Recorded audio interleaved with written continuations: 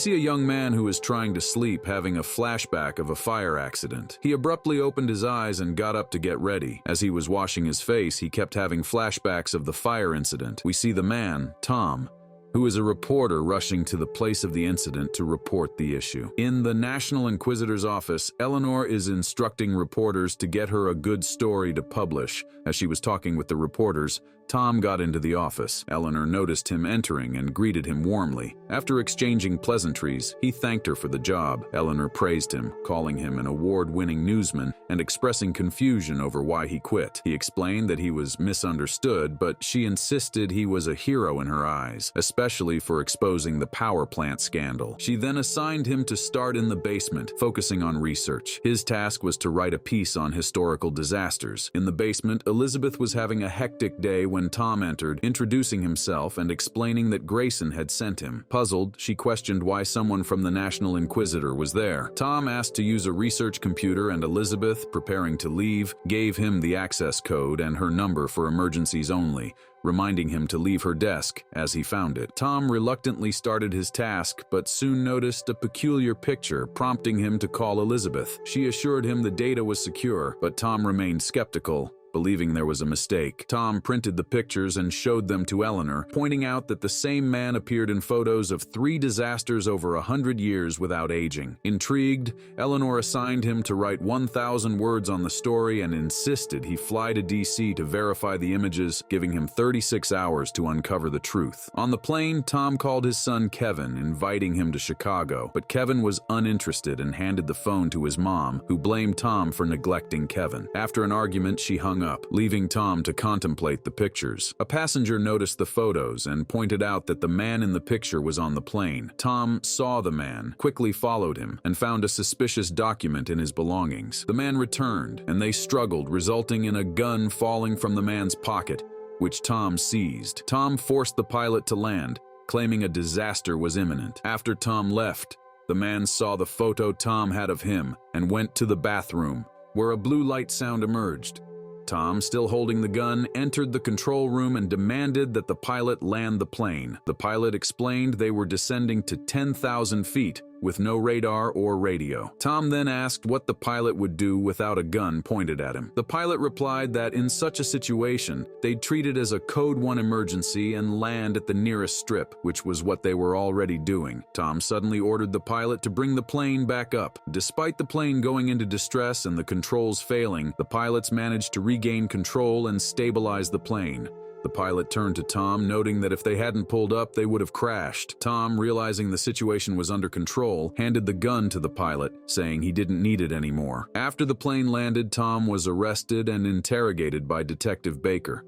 Tom insisted the man from the pictures had been on the plane, but no one believed him. Baker pointed out that Tom had the gun and took control of the flight, suggesting he might not have acted alone. Tom denied being a hijacker, explaining he was trying to save the plane. Baker, unconvinced, mentioned that the crew and passengers were being interviewed and the plane was being searched. Tom warned that the subway might be the next disaster. Frustrated, Tom asked to make a phone call, and Baker agreed. Tom called Elizabeth, urgently asking for a favor. Tom told her he found something important in her system and asked her to print photos from a file called Merrick Doc and bring them to the FBI office. Skeptical, Elizabeth hesitated, but Tom urged her to check the file, promising it was worth her time. She did as she was told and saw the picture Tom had requested. It was the picture Tom printed before, 3 pictures of the man at different times. We then see the police station being attacked by 2 people. They got into the room where Tom is being kept and took him out. He asked who they were, but they remained silent. The man took out a notebook, but the woman told him that it was not the time. Tom glanced at the notebook and saw a symbol he'd seen in the brochure he found on the plane. As they were about to go down the stairs, officers showed up, and the 2 people started fighting them. Tom used this opportunity to escape. He got out of the station and ran down the street, but faced Baker and Stanton. He ran to escape, and Elizabeth from across the street called him, and he ran to her. He then pulled her to a run, and they managed to escape the police. The 2 kidnappers saw Tom and Elizabeth running and followed them. Baker, seeing this, attempted to escape, but the woman shot at them, blowing up their car. Tom and Elizabeth got into a train station and hid. One of the kidnappers went to the room they were in and attempted to open it, but Tom quickly locked it. Shortly after, the police also showed up.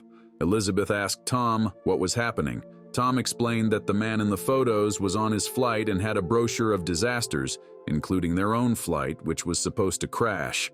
Elizabeth realized this explained why Tom was arrested for hijacking the plane, leading her to worry about being seen as an accomplice. Meanwhile, Santone questioned Baker about the man with the brochure. They identified Elizabeth as the woman Tom had called. The flight captain confirmed that Tom had prevented a mid-air collision, suggesting he wasn't a hijacker. However, Baker speculated that Tom and the other man might have planned to hijack the plane, but backed out. The key questions remained. How did Tom know about the collision? How did the other man escape? And why is Tom running from those who freed him? The two kidnappers spoke with their boss, Grafassi, urging him to charge up their location and reset. Grafassi responded that they couldn't simply reset things, as they were dealing with serious problems that required time to fix. Grafassi ordered them to find and eliminate Tom, warning that if Tom continued saving lives, it would raise questions about their motives and actions. Meanwhile, we see Tom and Elizabeth still in the room discussing how they can stop the disaster. Tom told her they should be cautious and they should stop all the trains. They get out of the room and start walking, only to be spotted by the two kidnappers who started chasing them. Baker and Santone, seeing this, joined the pursuit. Tom spotted the mysterious guy from the plane, Murray, next to a train and figured that was the train under attack and got inside with Elizabeth, nearly missing the kidnappers. On the train, Tom spotted Murray and followed him. When Tom confronted him, Murray tried to use a device to escape, but Tom took it away. Murray explained that he needed the device to get off the train and return home. Tom pressed him for details, and Murray revealed that the train would crash because the driver had a heart attack, causing the train to keep accelerating until it derailed on a curve. Murray spoke as if the crash had already happened, explaining that it did 70 years ago. He confessed he was a tourist who traveled to disasters. Realizing the train crash was imminent, Tom and Elizabeth rushed to the driver's cabin, only to find him dead. Tom warned the passengers to move to the rear coach, and after everyone relocated, he and Elizabeth detached the rear coach from the train.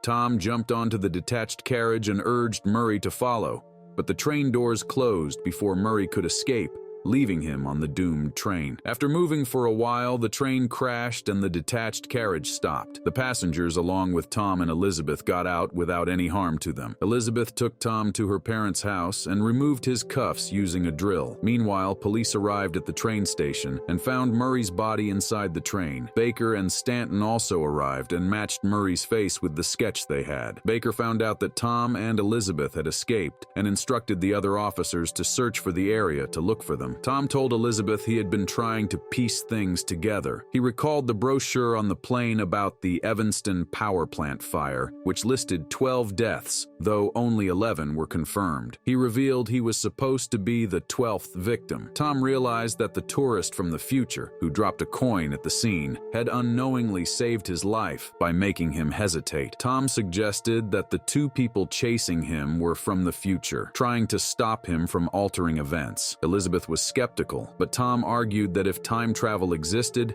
some might use it for tourism, watching disasters unfold in real time. Elizabeth found the idea disturbing, but Tom admitted he sometimes got too close in his reporting. When Tom activated the device they took from Murray, it played a video of a woman discussing past and future disasters, including one scheduled for tomorrow at a hockey game. Tom called his son to warn him, but his son dismissed it, thinking Tom was just being overprotective, and hung up. Tom called Baker and told him that he had stopped the train accident and notified him about tomorrow's incident. Baker asked him to come to the station and Tom hung up, but they'd already got his location. Tom and Elizabeth drove off. Meanwhile, the kidnappers reported to Grafassi. He was furious that by not stopping Tom, 500 lives were saved, disrupting the timeline. Grafassi explained that their timeline was erased and the technology to fix it was lost due to Tom's actions. He ordered the kidnappers to track Tom using his RTT device and ensure the fire at Cops Coliseum occurred, regardless of what Tom did. Baker and Stanton reached Elizabeth's parents' home, but no one was there. They found out where Tom and Elizabeth were heading and decided to follow. Tom and Elizabeth stopped for gas, and the kidnappers who were tracking him quickly reached the gas station. The woman, Cortez,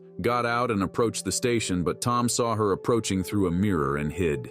He then launched an attack and escaped, but she followed and shot at their car and blew it. Tom wasn't hurt since he wasn't in the car, but Elizabeth was. Tom then got into another car and fled the scene. At the hockey game, as the kidnappers prepared to start the fire, Felder hesitated, arguing that with Merrick dead, the disaster would still happen without killing anyone. Cortez insisted on proceeding to stabilize the timeline and save her son, showing no concern for the people. Felder questioned her morality, but Cortez dismissed the lives at stake as irrelevant. Cortez then started the fire. Tom reached the scene and saw bodies everywhere. Among them, he found the body of his son and sobbed, holding his body. Back in his hotel, Tom turned on the device once again and saw a video explaining how he could go back to any accident that had already happened, and Tom went back to the cops' Coliseum fire. He found himself driving in the car with Elizabeth. This time, he didn't stop the car for gas. Instead, he threw the device that Cortez and Felder were using to track them and continued their journey. Cortez and Felder reached the gas station, but they couldn't find Tom and Elizabeth. Elizabeth entered the PR system room and asked to call Tom's family. She then locked the man out of the room and announced over the system that there was a bomb in the area, urging everyone to exit the arena. The crowd panicked and began fleeing, with everyone rushing to escape. Cortez continued with the plan, but when Felder pointed his gun at her, telling her to stop, she ignored him. He shot and killed her. The bomb detonated, causing debris to fall on the crowd. Tom, Elizabeth, and Kevin tried to escape but encountered Felder. Just then Baker appeared, but a large piece of debris fell, separating them. Tom used Felder's gun to blow up a wall, creating an escape route for everyone. He then helped the injured Baker and brought him to safety. Outside, Tom's family reunited, relieved to be safe. Tom then rushed to Elizabeth, caught up to her, and kissed her. In the final scene, a group of people with devices like Murray's activated them, hinting at further time travel.